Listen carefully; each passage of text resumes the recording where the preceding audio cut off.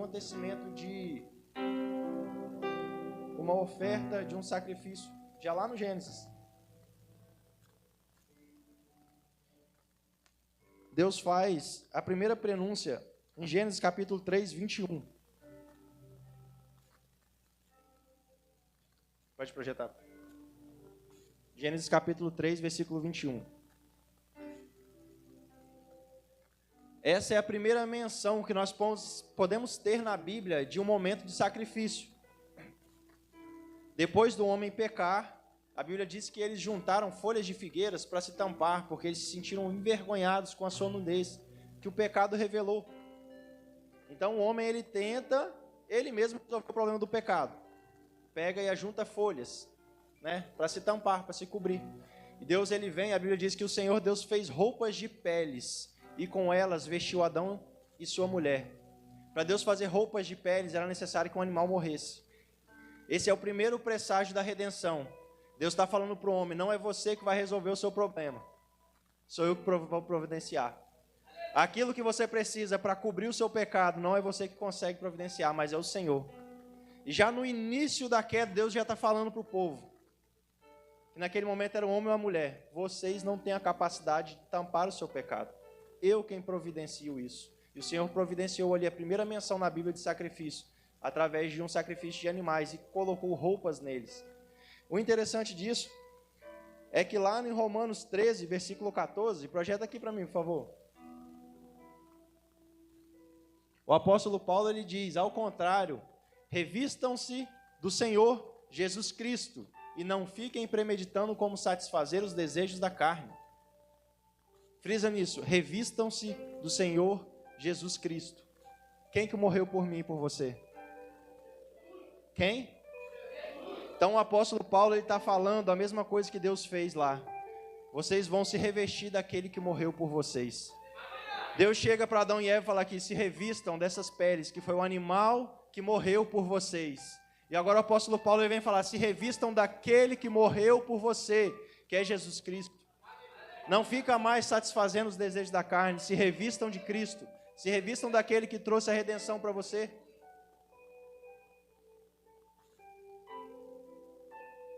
Lá em Gênesis, Deus já estava apontando a obra de redenção. Nós vemos na Bíblia várias e várias menções de Cristo. No Velho e no Antigo Testamento, a palavra Jesus Cristo realmente só vai aparecer no Novo, mas Jesus está presente desde o princípio da criação. Jesus está presente desde antes de nada existir. A Bíblia diz que foi tudo por Ele, por meio dEle e para Ele. Então Ele já estava existindo desde o início. Nós tratamos Jesus no Velho Testamento como verbo, que Ele está presente em todo momento na Bíblia.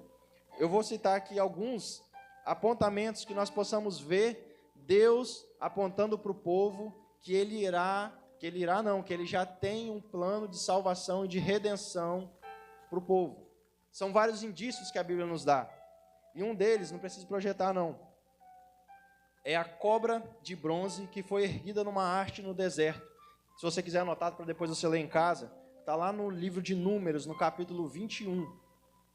A Bíblia nos conta uma história de que o povo de Deus, que Ele separou, que Ele livrou da escravidão no Egito, em determinado momento começou a reclamar, a dizer mal contra o Senhor, a falar, Senhor, para que você nos tirou do deserto, nos tirou do Egito, para ficar sofrendo no deserto? Nós não queremos mais essa comida que o Senhor nos está nos dando, queremos a comida do Egito. E eles começam a proferir algo ruim contra Deus, e ali vêm cobras. A Bíblia diz que o Senhor permite que cobras, serpentes, venham e piquem vários deles, e vários deles estão morrendo. Vários estão morrendo. Então eles lembram novamente que o Deus livra, e vai clamar ao Senhor. E o Senhor chega para Moisés, que era o direcionador do povo daquele momento, e fala, Moisés, construa, faça uma serpente de bronze, e a levante numa haste, como se fosse uma cruz. Todo aquele que olhar para a serpente, não morrerá do veneno da picada. Ali já era um presságio, Deus falando, o mundo foi contaminado pelo pecado, vocês estão sendo contaminados pelas serpentes, que é aquilo que mata, que é o pecado. Mas Jesus se fez pecado no seu lugar, e Ele foi erguido numa cruz. para que todo aquele que olhar para ele ser livrado dos efeitos do pecado que é a morte. Então o Senhor já estava anunciando lá em Gênesis, lá no livro de Números, lá no Antigo Testamento, vai vir um que vai ser erguido, vai ser feito pecado no seu lugar, para que quando você olhar para ele, todas as suas feridas, tudo aquilo que te leva à maldição, seja retirado, porque já foi tudo levado nele. Um outro presságio, uma outra menção, um outro apontamento de Jesus é a provisão de um carneiro para o sacrifício no lugar do filho de Abraão. Essa passagem se encontra lá em Gênesis capítulo 22, para depois você ler. Deus ele pede a Abraão o seu único filho como sacrifício. E Abraão, em obediência, ele vai entregar o seu filho. Mas a Bíblia diz que na hora que ele levanta o machado para matar o rapaz, o filho, a Bíblia não diz um anjo, mas a Bíblia diz o anjo do Senhor. Todas as vezes que a Bíblia diz o anjo do Senhor, ela está se referindo a Jesus no Velho Testamento. Foi o próprio Jesus que gritou e falou: não faça isso, Abraão. E ali mostra, provendo o cordeiro que iria ser sacrificado no lugar do filho. Mais uma menção do Senhor falando: não é você que vai prover aquele que através do sacrifício seus pecados serão perdoados, mas é o próprio Deus quem provê o sacrifício. Naquele momento eles sacrificaram, se alegraram e voltaram para casa. Jesus diz que Abraão viu os dias dele e se alegrou. Como? Abraão viveu muitos anos antes de Cristo, morreu muito antes. Mas porque neste episódio ele entendeu e ele reconheceu que o Senhor tinha um plano de salvação e que Cristo iria vir nessa terra para morrer em lugar dele, morrer em meu lugar, morrer em seu lugar. Cristo já fez, a obra já está pronta. O que o inimigo quer é que você não reconheça isso, você não saiba quem você é, que você perca a sua identidade. Mas hoje é o dia de pisar na cabeça de Satanás e falar: eu sei quem eu sou, eu sei quem morreu por mim, eu sei o que está disponível nas minhas mãos, eu sei o que pode acontecer quando eu reconhecer Cristo como meu Senhor e Salvador, que Ele pode me livrar de todas as aflições, de toda a dor, me levar para um lugar de amor. A Bíblia diz que o verdadeiro amor ele lança fora o medo. Aquele que pode tirar o seu medo é Jesus. Ele é o amor. Por que Ele é o amor? Irmão, tenta amar alguém que te ofendeu. É muito difícil. Tenta amar alguém que falou que não precisava de você para nada, que você não vale nada. Tenta amar alguém que cuspiu na sua cara. Tenta amar alguém que bateu em você. Foi o que Jesus fez. Ele não amou com esse amor que depois fica: ah, você lembra o que você fez? Não, a Bíblia diz que Ele lança no mar do esquecimento tudo aquilo que você fez e deixa para trás, porque a partir de agora é uma vida nova com Ele. Então o amor de Cristo, ele é muito maior do que a gente pode imaginar. Na verdade, quando nós dizemos que Deus ele tem amor por nós, é mentira, porque Deus não tem amor por nós, Ele é o próprio amor. A Bíblia diz que Deus ele é o amor, nós que temos amor, mas Ele é o verdadeiro, o pleno amor, que é capaz de chegar para um povo que tanto ofendeu a Ele, porque o nosso pecado, irmão, ele ofende a santidade de Deus. Todas as vezes que nós pecamos, nós estamos ofendendo ao Senhor, nós estamos pisando na cruz de Cristo, nós estamos dizendo que Cristo não vale nada, todas as vezes que nós pecamos. Mesmo assim, Ele continua me amando e te amando, porque Ele é o próprio amor. Mas Ele nos convida a sermos santos, como a gente leu, um povo separado, e nos dá meios para isso, que é o Espírito Santo. A graça de Deus, ela não é simplesmente o perdão, mas como eu já preguei aqui, ela é uma capacitação para te tirar do lamaçal do pecado, viver uma vida de santidade, viver uma vida de separação para Deus. Então quando Deus diz: sejam santos porque eu sou santo, é porque Ele já proveu as ferramentas para você ser o que Ele é, o que Ele quer que você seja. Deus, Ele não te aceita como você é. Essa é uma frase, né? Ah, Deus não te aceita como você é. Ele te recebe, do jeito que você tiver, você pode vir. Só que Ele vai te dar uma capacitação, vai te dar uma ferramenta chamada Espírito Santo, chamada graça, para que você seja aquilo que Ele projetou para você ser, para que você alcance e chegue no lugar que Ele já preparou que você chegue. Não tem a ver com a nossa capacidade, não. Tem a ver com o que Ele fez e nos entregou e colocou dentro de nós.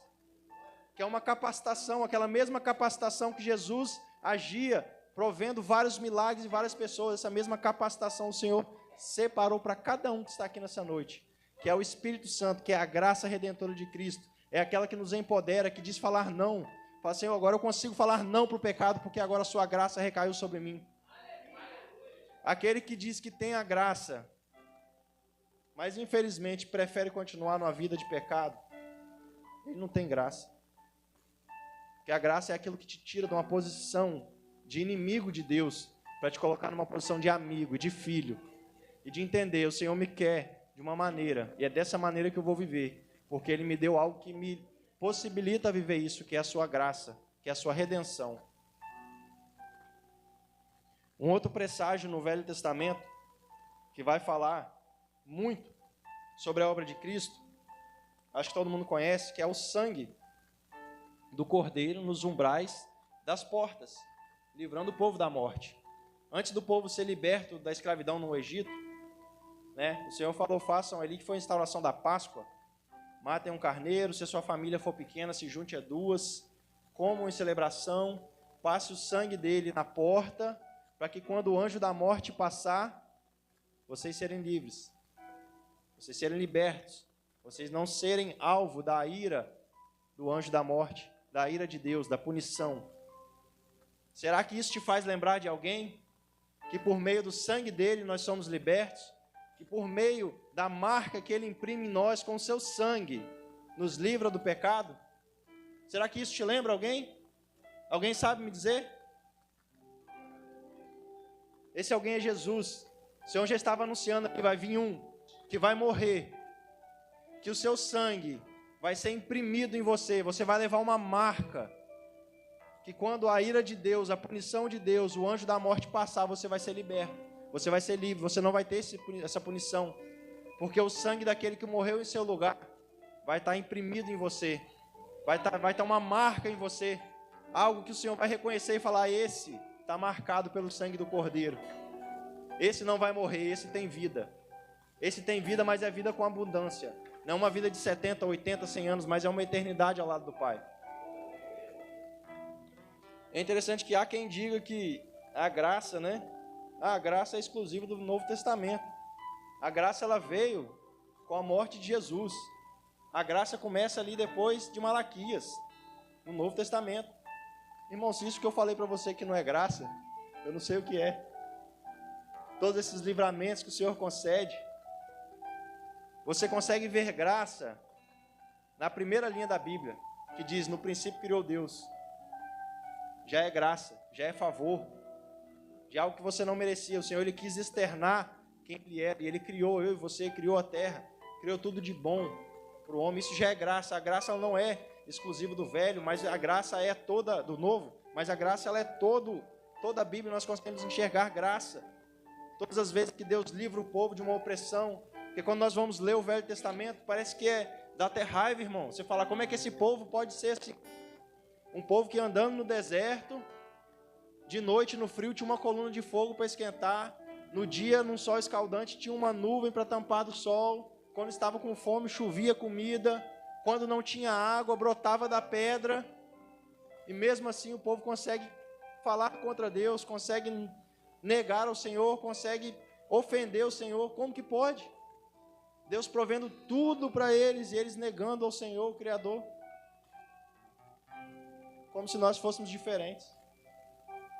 Quantas vezes o Senhor provendo tudo em nossas vidas, nós cuspimos na cruz de Cristo. Nós deixamos de reconhecer quem Ele é para nós. Nós colocamos qualquer coisa na frente de Jesus. Aí você tem a oportunidade de repente de estar adorando numa vigília. Não, mas acaba tarde. Aí eu tenho que acordar cedo. Você mede esforços. Eu falo porque isso é todo mundo, irmãos. Inclusive eu. Quantas vezes eu já medi esforços para fazer algo que agradava a Deus. Mas Ele não negou nada por mim, Ele entregou o Filho. Ele preferiu vir, próprio Deus, encarnar. Você tem noção do que é o Criador de todas as coisas, encarnar, ser um bebê, se humilhar, permitir ser humilhado, levar o meu e o seu pecado, para pagar a dívida de pessoas que nem o reconheceram, que cospem na cruz, que o humilham. Você tem noção do que é isso? Você tem noção do tamanho do amor que Ele tem? Então Ele está te dando uma oportunidade de reconhecer que Ele é o Senhor da sua vida. Ele está te dando a oportunidade que não há vida fora dEle. Quando Deus falou a Adão, se você pecar, você vai morrer, Ele não estava falando naquele momento, mas Ele estava falando de uma morte espiritual, porque Deus sabe que não há vida fora dEle, foi Ele quem criou a vida. Então, se você estiver separado de Cristo, separado de Deus, não há vida para você. Você está andando, mas você é um homem morto. Você é destinado a uma eternidade de morte, de separação do Senhor. E a cada dia que você levanta e abre os seus olhos, Deus está te dando uma chance, mais uma chance, de se reconectar com Ele, de encontrar e reconhecer, e de receber essa graça que te empodera, essa graça que te dá vida, essa graça que te provê tudo que você precisa na sua vida. Interessante que o Setembro Amarelo, aquele videozinho que eu fiz, primeira coisa, quando eu pensei em fazer esse vídeo, já me veio sobre as preocupações da vida. Nesse texto, Jesus estava lá observando, os discípulos preocupados. Deus falou, para aí, olha lá os pássaros, está vendo? Uma coisa simples, olha como Jesus ensinava de forma simples. Está vendo os pássaros? Deus cuida deles, provém. Ele não vai prover de você, muito mais importante do que um pássaro. E muita gente que se suicida. Estatística mostra que as pessoas elas não queriam morrer, mas elas estavam querendo se livrar de uma dor. Elas estavam querendo se livrar de um medo, querendo se livrar de um problema. Mas como a Bíblia diz, o verdadeiro amor lança fora o medo. Quando você se encontra com Jesus, as coisas começam a fazer sentido. E uma coisa que a Bíblia chama de a paz que excede todo entendimento, começa a tomar conta da sua vida. O que é essa paz em meio? Essa paz que excede todo entendimento. É porque as pessoas vão olhar para a sua vida, ver você tranquilo, ninguém vai entender nada. Esse cara está cheio de problema. Esse cara, de repente, está desempregado, está cheio de dívida. Esse cara está doente. Esse cara está em cima da cama de hospital, mas ele está louvando o Senhor. Porque ele entende que essa graça, que essa paz que excede todo entendimento, não é a ausência de problemas, mas é a certeza de que existe um Deus com ele, em meio aos problemas. Todo o Velho Testamento, quando nós vemos os livramentos de Deus, Deus ele não impede que os seus filhos passem por momentos difíceis. Quando a gente vê que Daniel, ele é lançado na cova dos leões, Deus não livra ele da cova. Deus livra ele na cova. Daniel deve ter dormido ali abraçado com o leão e nada aconteceu. Outro é Sadraque, Mesaque e Abednego. Foram lançados numa fornalha. A Bíblia diz que os homens que jogaram ele na fornalha chegaram a morrer de tanto que estava quente aquilo. Os homens só se aproximaram para jogar ele e morreram. Deus não livrou eles da fornalha, Deus livrou eles na fornalha. Tanto é que quando o rei olha e fala assim, mas não era 3 que a gente jogou? Por que eu estou vendo 4 lá? E por que eles estão assim e nada acontece com eles? É porque aquilo que se chama de paz que excede todo entendimento tomou conta do coração deles. E eles sabiam que mesmo dentro dessa fornalha, o Senhor não vai me abandonar, Ele vai estar comigo. Então se for para mim entrar, eu vou entrar, porque Ele vai continuar comigo. E o que aconteceu é que eles entraram, e o Senhor esteve com eles. E a Bíblia diz que eles saíram dali, e nem cheiro de fogo eles estavam. As roupas estavam inteiras, e nem com cheiro de fogo ou de fumaça eles estavam. Tamanho a provisão e o livramento de Deus na vida de quem entende que caminhar com o Senhor vale a pena. De que caminhar com o Senhor é a única, não tem outro caminho, não tem 2, é um, é Jesus. Não tem outro caminho. O único caminho é Jesus. Se você infelizmente não escolher esse caminho, já não tem mais caminho, a sua trilha acabou. Como eu disse, Jesus ele não oferece um ponto final, mas oferece uma vírgula. De repente a sua vida foi toda torta até agora. Mas o Senhor está mandando você botar uma vírgula. Para que você continue escrevendo, mas agora não a sua maneira, mas a maneira que Ele quer. Então agora eu não vou ser mais quem eu sou, quem eu quero que eu seja. Não, eu vou ser quem Cristo me projetou para ser. De repente o plano que você tem na sua vida é totalmente contrário do que o Senhor tem. Então comece a se colocar no centro da vontade de Deus. Que aí você vai ver as coisas andar, prosperar. Porque quando você está no centro da vontade de Deus, quem guerreia por você não é você mesmo, mas é o Senhor. Porque a vontade dele vai ser cumprida. independente de qualquer coisa, a vontade de Deus ela vai se cumprir, porque Ele é soberano. Então, quando nós nos colocamos no centro da vontade de Deus e estamos fazendo a vontade dEle, nada pode nos impedir. A Bíblia diz que agindo Deus, quem poderá impedir? Ninguém. Irmão, o plano de Deus ele não falhou. O plano de Deus, porém, ele não foi de ter reis, governantes, presidentes, deputados. O plano de Deus a gente vê que ele era Ele mesmo. Ele reinar sobre o povo dele. Quando ele separa um povo ali, um povo chamado hebreu, e retira eles da escravidão do Egito, os leva para um lugar, para uma terra que a Bíblia diz que emanava leite e mel, uma terra que era boa, que dava tudo. O povo novamente se volta contra Deus e fala: Deus, nós rejeitamos o seu governo e queremos o governo dos homens. A Bíblia diz, lá em 1 Samuel, agora eu não lembro o capítulo, mas a Bíblia diz que eles vão até o profeta, que era o profeta Samuel, e fala: nós queremos reis como as outras nações. Então Samuel ora a Deus, e Deus permite, e fala: pode, Samuel, entregar um rei para eles, porque não é você como profeta que eles estão recusando, mas é a mim como rei. O povo novamente recusa a Deus como rei. Então a nossa ordem, como nós temos hoje, isso não foi plano de Deus. Não era plano de Deus. Mas em determinado dia nós rejeitamos a governança e o poder de Deus sobre as nossas vidas. Então quando nós rejeitamos que o Senhor nos governe, nos direcionamos, a gente vê na Bíblia que tiveram vários reis horríveis. Um deles chamado Acabe, foi um rei terrível. Mas isso tudo foi culpa do povo. Isso tudo é culpa minha e sua. Por que às vezes muitas coisas na minha vida, antes de Cristo, deu errado? Porque não era Ele que estava governando. A partir do momento que Ele começar a governar a sua vida, as coisas vão ser diferentes. Então, dependendo das coisas que você passou, são frutos de escolhas erradas, são frutos de tirar Deus do comando e colocar você mesmo. A gente vê nessa passagem que o homem, quando ele decide reis, homens, governá-los, tudo vai mal. E aí a gente vê muita reclamação hoje em dia, né, irmãos? Reclamação de, o governador não é bom, o presidente não é bom, o prefeito não é bom, que ele é isso, que ele é aquilo. Agora me diz o dia que você, como cristão, parou para orar pela vida dele. Você já parou para perceber que ele e você são igualmente necessitados de Cristo?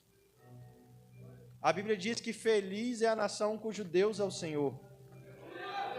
Procure orar pelas nossas lideranças do nosso país. Ore pelo prefeito, ore pelo vereador, ore pelo presidente, pelo deputado. Como que vai ser minha oração? Para que ele encontre com Cristo como você encontrou. Fala: Senhor, se revele para ele. Esse homem aí só misericórdia, mas se revela para ele, para que ele transforme os caminhos dele. E ele comece a governar a nossa nação, a nossa cidade, o nosso estado, dentro do propósito que o Senhor tem. Às vezes nós nos deixamos de nos posicionar como igrejas, queremos nos colocar como juiz, falar que ele é isso, que ele é aquilo, mas que dia que você parou para que Deus se revelasse por ele, a ele? Para que a mesma graça, o mesmo amor que te encontrou, que te libertou, te transformou, encontre ele, mude ele, transforme a vida dele, que ele possa agora ver diferente, que ele possa ser um cristão, que ele possa governar e administrar como um cristão, como Deus colocar. Irmão, não tem melhor governante do que Deus. Quando Deus governa, não tem como dar errado. Mas o que eu tenho para te dizer, que o reino de Deus é chegado. O reino de Deus já é chegado para quem aceita Jesus como seu Senhor e Salvador. Quando você aceita, o reino de Deus começa a tomar conta da sua vida. E agora você não é mais governado por bandeira tal, por bandeira A, B. Você é governado pelo Senhor dos Exércitos. Você é governado pelo Senhor, que tudo pode. Hoje eu tenho um convite para você, irmão. Gostaria que você se colocasse de pé. Na verdade, não sou eu que tenho um convite para você, mas é Jesus. Projeta aqui para mim, por favor, Efésios capítulo 4, versículo 17 e 18.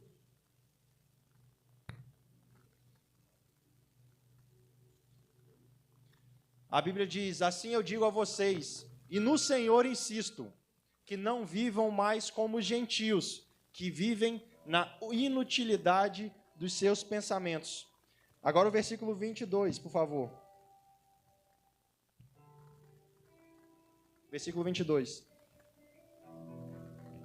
Quanto à antiga maneira de viver, o jeito que vocês viviam antigamente, o jeito que você estava vivendo até hoje, 7 horas, o jeito que você viveu ontem, vocês foram ensinados nessa noite a se despir do velho homem que se corrompe por desejos enganosos. Versículo 23. A serem renovados no modo de pensar. Versículo 24. E revestissem do novo homem, criado para ser semelhante a Deus em justiça e em santidade, provenientes da verdade. O Senhor te convida nessa noite a você se despir de você e se vestir daquele que morreu em seu lugar. Coloca novamente para mim Efésios capítulo 1, versículo 4. E o Senhor te convida a você se despir da sua velha natureza. O Senhor está te convidando para você se despir. Você tirar tudo aquilo que é seu. Mas por quê? Por que que o Senhor está me convidando a me despir disso? Me despir do meu velho homem. O Senhor está te convidando a isso porque está escrito. Porque Ele te escolheu nele antes da criação do mundo, para que você fosse santo e irrepreensível na sua presença. Então nessa noite o Senhor está falando com você. O seu jeito de governar não serve. Venha se despir de você e venha se revestir de Cristo, que é aquele que morreu em seu lugar, que é aquele que é capaz de te dar vida, vida em abundância, que é capaz de transformar a sua história.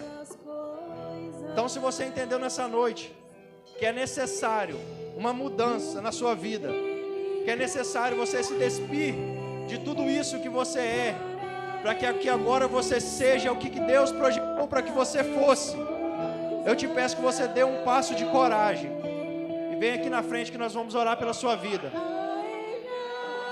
Eu entendo, irmão, tem que ter coragem. Enquanto esse louvor é entoado, o Senhor vai falar com você, para que você tome essa decisão, para que você venha se despir do velho homem.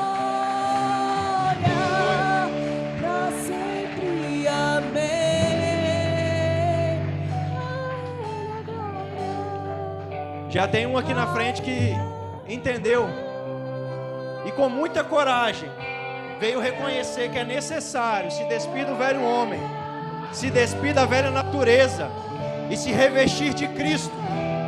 Eu quero saber onde que está o segundo corajoso nessa noite.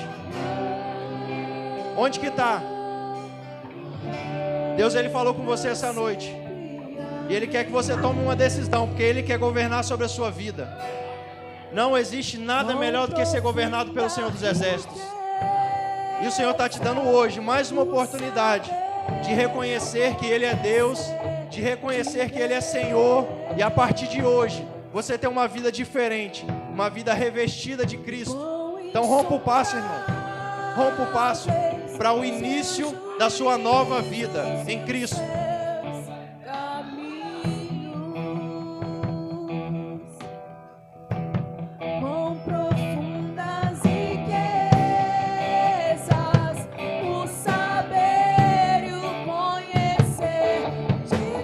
Aleluias. Há mais alguém para o Senhor, meu irmão, em nome do Senhor Jesus? Não saia daqui sem tomar essa decisão não, meu amado. Em nome de Jesus. Às vezes a perna está tremendo, o estômago está esquentando. Será que eu vou? Será que eu não vou? Só entrega a vida ao Senhor, confia nele, o mais Ele fará. Em nome do Senhor Jesus Cristo. Aonde está a segunda pessoa para Jesus essa noite? Oh, aleluia. Vem rapidamente, eu quero orar por sua vida.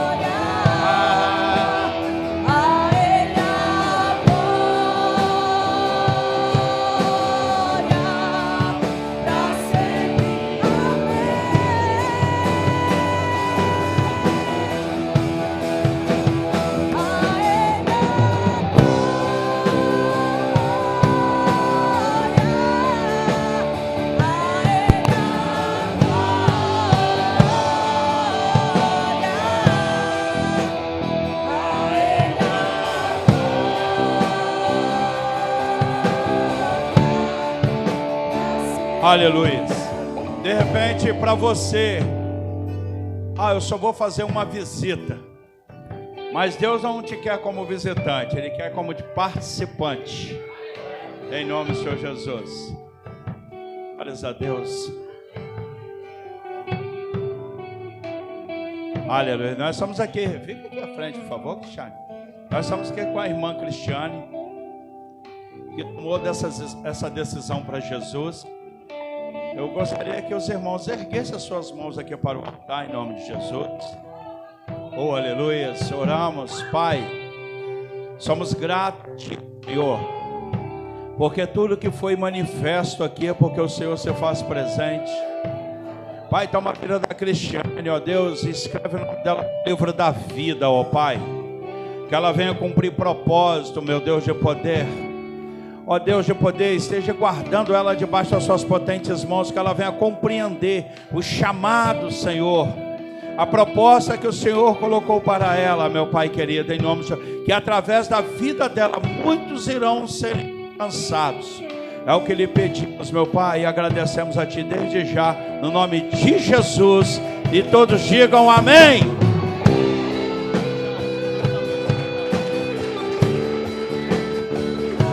Segura um pouquinho. Aleluia. Você veio por intermédio de convite de alguém? Não? Glórias a Deus. Amém. Que coisa maravilhosa. Ela falou bem assim que uma das referências foi culto na praça. Amém, meu irmão? Glória a Deus. Em nome do Senhor Jesus Cristo. Tá? Seja bem-vindo. Deus abençoe, tá? Em nome do Senhor Jesus. Aí fica aberto os irmãos, os PGs, que puder dar um auxílio ali em nome do Senhor Jesus, tá? Isso.